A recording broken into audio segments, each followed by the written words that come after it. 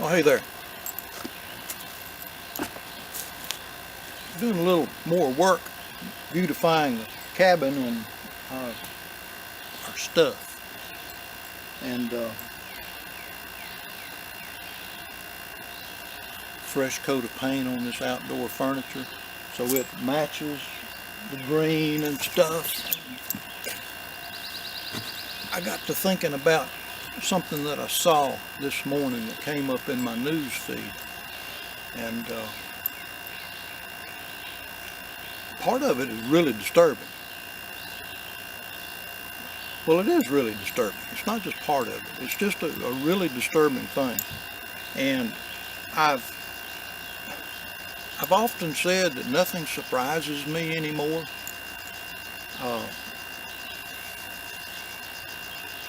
This was a little surprising, although it's not something that we should be overly surprised about.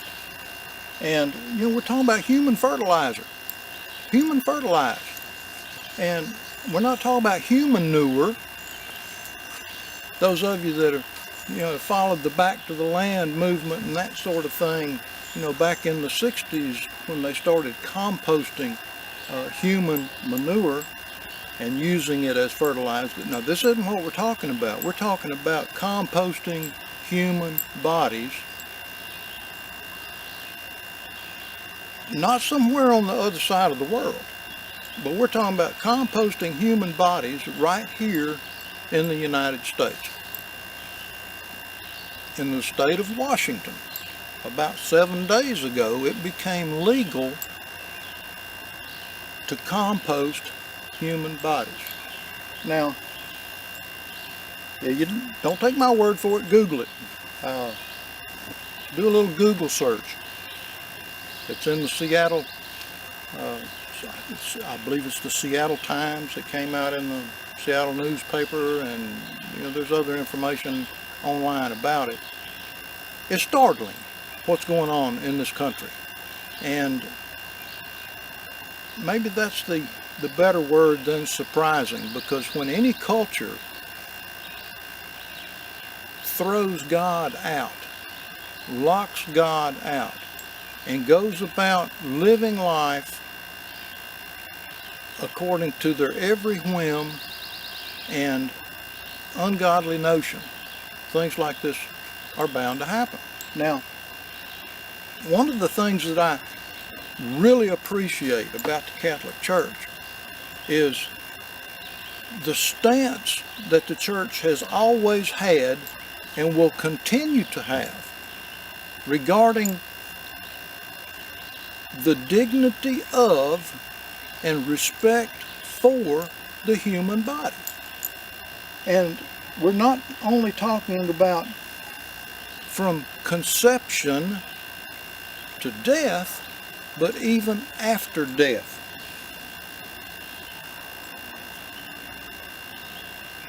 Now, I want to read just a little note here in talking about the dignity of the human body and the respect that we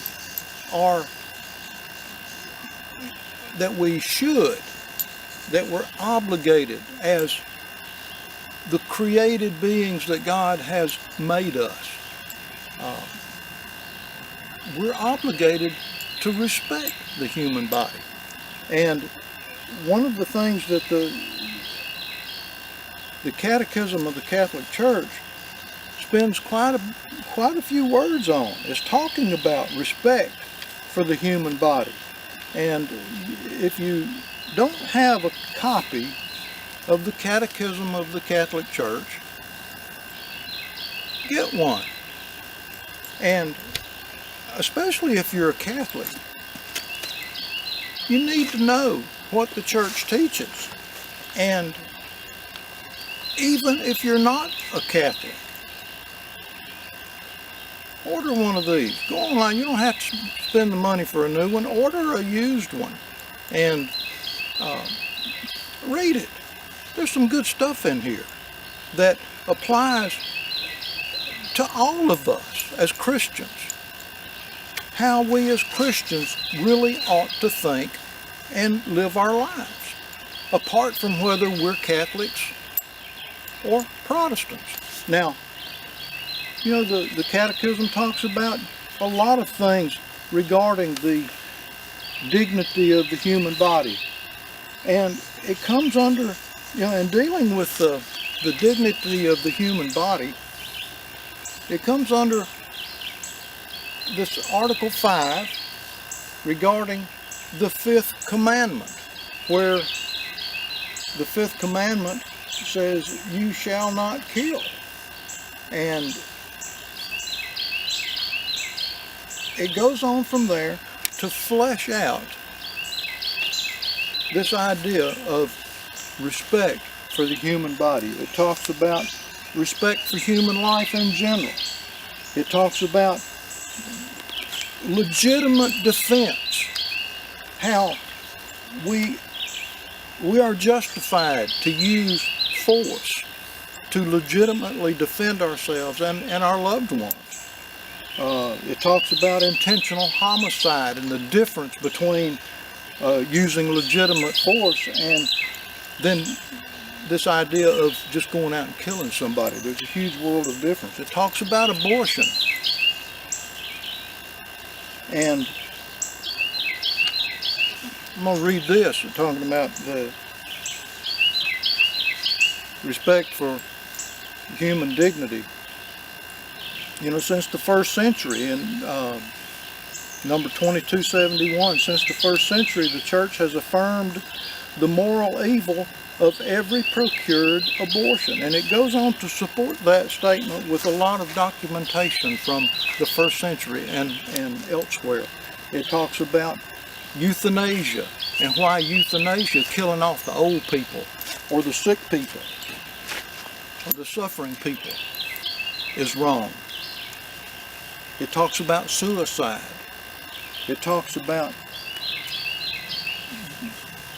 respecting the dignity of other people, respect for health. So there's a lot of things in here that we need to know, we need to read, we need to understand what the Church teaches in regard to not only faith, but morals. And, you know, in talking about respect for the dead, this idea of turning human bodies into compost, fertilizer, to fertilize your flowers or your vegetables or whatever, your fruit trees, is really contrary to what the Church teaches about the dignity of the human body. So, even where cremation is concerned, and the Church recognizes that cremation is legitimate, but there are stipulations that surround what's appropriate in regard to the remains, the cremains they call them these days, how to deal with the cremains. And the Church says that the Catechism says the Church permits cremation provided that it does not demonstrate a denial of faith in the resurrection of the body. And that's in the Catechism of the Catholic Church, number 2301. And folks, it's startling what's happening in this country. This country that was established on Christian moral values, and we could go into that and talk about the differences of the whether or not English people or European people came over here and conquered this, stole it from the Native Americans. We're not going to go there. We may do that at another time, but not for this morning in this video. But this country that was founded on moral principles has gone so far away from the truth from that which is right. And anytime a culture